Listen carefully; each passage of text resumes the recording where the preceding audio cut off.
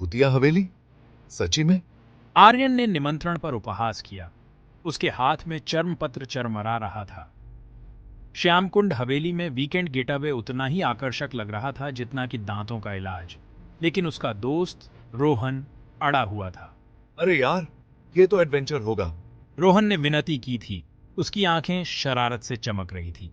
आर्यन, हमेशा की तरह व्यावहारिक, ने पलटवार किया था। ज्यादा हॉरर मूवी जैसा जो होने वाला है। हालांकि रोहन की पपी डॉग आइज और शहर के शोर से दूर कुछ शांति और सुकून के वादे ने आखिरकार उसे मना लिया। तो आर्यन खुद को धूल भरे ग्रामीण इलाकों में गाड़ी चलाते हुए पाया। संदेह गर्मी की तरह उससे चिपका हुआ था। हवेली उसके सामने मंडरा रही थी, जो डूबते सूरज के सामने एक गॉथिक सिलुएट था। इसकी पत्थर की दीवारें प्रकाश को सोखती हुई प्रतीत हो रही थी, जो भूले हुए वैभव और अनकहे रहस्यों की आभा बिखेर रही थी। आर्यन की रीढ़ की हड्डी में एक सिहरन दौड़ गई। ठीक है, थोड़ा क्रीपी तो है। उसने अपनी सांस के नीचे बुदबुदाया। जैसे ही वह कार से बाहर निकला, हवा के एक झोंके ने दरवाजे को एक अशुभ गड़गड़ाहट के साथ बंद कर दिया। आर्यन घबराहट से हंसा। ठीक है, I get it. Dramatic entrance noted. वह अपने सूटकेस को भव्य प्रवेश द्वार की ओर खींचता हुआ ले गया। भारी लकड़ी का दरवाजा चरमराता हुआ खुल गया, जैसे उसे किसी जानवर के पेट में आमंत्रित कर रहा हो। धूल और समय के मिश्रण से एक पुरानी गंध आई, जिससे उसकी नाक सिकुड़ गई। Well, here goes nothing. उसने कहा, दहलीज के पार और अज्ञात में कदम रखते हुए। स्वागत है साहिब। श्यामकुंड हवेली में आप एक दिलचस्प समय पर आए हैं। कार्यवाहक रामू काका नाम का एक बुद्धिमान बूढ़ा ने बिना दांतों के मुस्कुराहट के साथ उसका स्वागत किया। आर्यन ने भौहें चढ़ाईं। इंटरेस्टिंग? कैसे? रामू काका हंसे। उनकी आंखें डर और मनोरंजन के अजीब मिश्रण से टिमटिमा रही थीं। कहानियां हैं साहिब, पीढ़ियों से फुसफुसाते हुए किंवदंतियां। उन्होंने एक प्रेमी राजकुमार, एक ईर्ष्यालु भाई, एक छिपे हुए खजाने और एक श्राप की कहानी सुनाई, जिसने कुंवर की आत्मा को अनंत काल के लिए हवेली से बांध दिया। आर्यन ने संशयवाद और रुग्ण आकर्षण के मिश्रण से सुना। भूत, श्राप, हिडन ट्रेजर्स? बॉलीवुड फिल्म के प्लॉट जैसा लगता है काका। रामू काका बस रहस्यमय तरीके से मुस्कुराए। विश्वास करो जो तुम चाहते हो साहिब, लेकिन सावधान रहें, दीवारों के भी कान होते हैं। और कुंवर वे कहते हैं, हास्य की एक दुष्ट भावना है। आर्यन हंसा। बूढ़े व्यक्ति के शब्दों को अंधविश्वासी बकवास समझकर टाल दिया।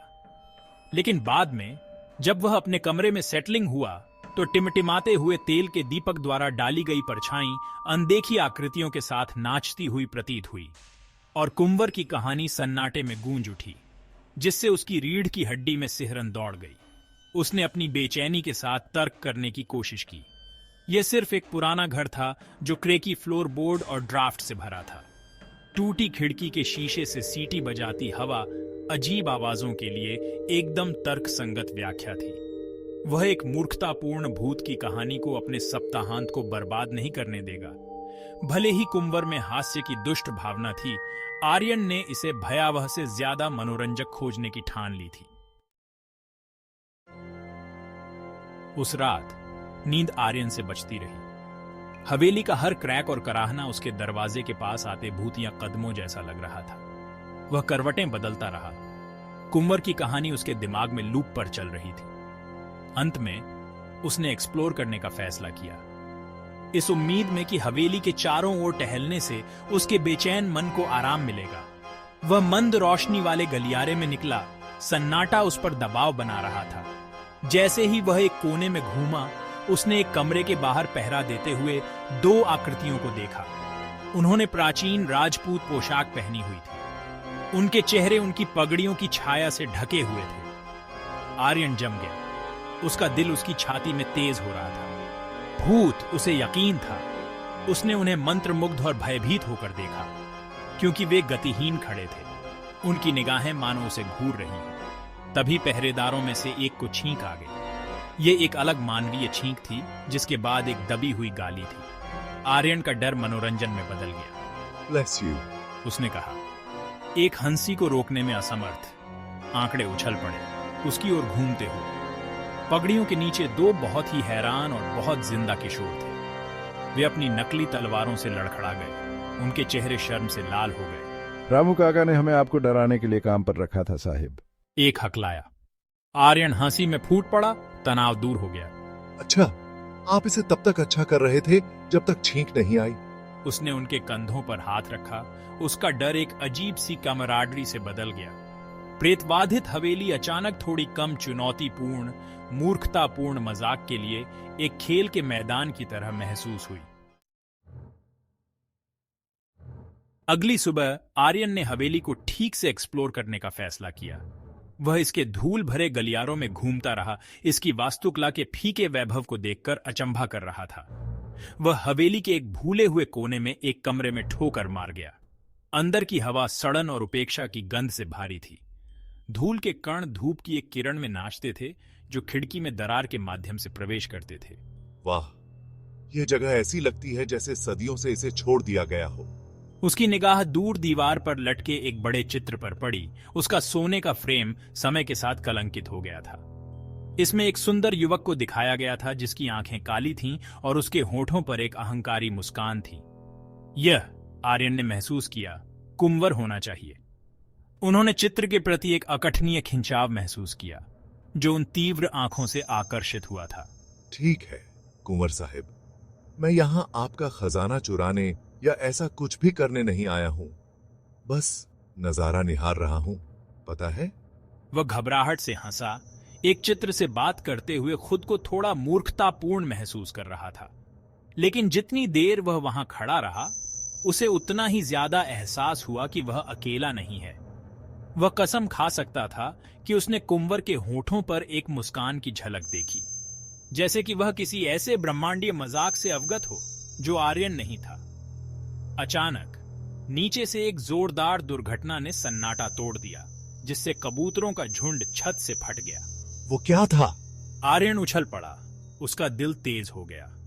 वह जाने के लिए मुड़ा, लेकिन देखे जाने की भावना बनी रही। कुंवर की आंखें उसकी पीठ में जल रही थीं। बाद में उस शाम आर्यन ने खुद को हवेली के भव्य बॉलरूम की ओर आकर्षित पाया। धूल भरी फर्श और कभी भव्य मंच के अवशेषों को रोशन करते हुए धनुषाकार खिड़कियों से चांदनी प्रवाहित हो रही थी।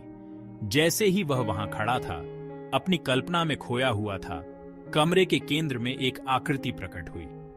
ये एक महिला थी जो एक झिलमिलाती सफेद साड़ी में लिपटी हुई थी। वह एक अलौकिक कृपा के साथ चली गई। उसके नंगे पैर मुश्किल से फर्श को छू रहे थे। आर्यन मंत्रमुग्ध होकर देखता रहा, जैसे वह एक राग पर घूमती और लहराती थी जो केवल वह सुन सकती थी। तब उसे एहसास हुआ कि माधुरी कोई डरावनी भूत नहीं है, बल्कि एक प्रताड़ित आत्मा है। मुझे बहुत खेद है माधुरी, मुझे आशा है कि आपको शांति मिलेगी। उसने सम्मान में अपना सिर झुका लिया। उसकी शांति के लिए एक मौन प्रार्थना की। वह बहुत देर तक वहां खड़ा रहा। हवेली अब केवल प्रेतबाधित नहीं लग रही थी, बल्कि एक गहरी, सुस्त उदासी से भरी हुई थी। एक नई जिज्ञासा से प्रेरित होकर आर्यन ने अगले दिन उस कमरे की तलाश में बिताया जहां उसने पहरेदारों को तैनात देखा था।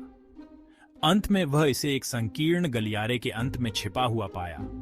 इसका भारी लकड़ी का दरवाजा बंद था। उत्साह और घबराहट के मिश्रण से उसका दिल तेज हो गया।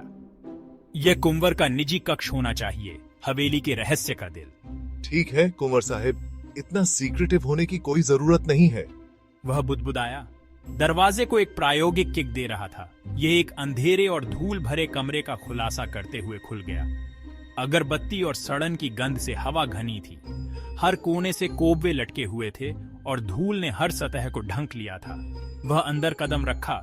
उसकी आंखें धीरे धीरे खिड़की में एक दरार के माध्यम से फिल्टर करने वाली मंद रोशनी को समायोजित कर रही थी। कमरा कम से कम सुसज्जित था, जिसमें एक भारी लकड़ी का बिस्तर, एक लेखन डेस्क और खिड़की के नीचे एक बड़ी अलंकृत छाती थी।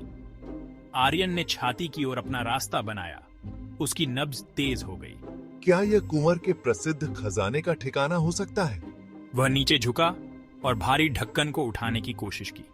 यह हिलता नहीं था, वह बंद था। बेशक यह बंद है, अन्यथा यह बहुत बड़ा रहस्य नहीं होगा, है ना? उसने चाबी की तलाश शुरू कर दी। डेस्क दराज के माध्यम से और बिस्तर के नीचे अफवाह फैला दी। उसे पुराने स्क्रॉल, कलंकित चांदी के ट्रिंकेट्स और एक फीके गुलाबी रिबन से बंधे प्रेम पत्रों के ढेर के अलावा कुछ नहीं मिला। निराशा की लहर ने उसे अपनी चपेट में ले लिया। खजाना अगर कभी अस्तित्व में था तो मायावी बना रहा। वह अपनी एडी के बल बैठ गया, आह भरी। ठीक है कुंवर साहब, आप जीत गए। आपके रहस्य मेरे पास सुरक्षित हैं, अभी के लिए। उसने चिमनी के ऊपर लगे कुंवर के चित्र पर आंख मारी। लंबे समय से मृत राजकुमार के साथ संबंध की एक अजीब सी भावना को महसूस कर रहा था।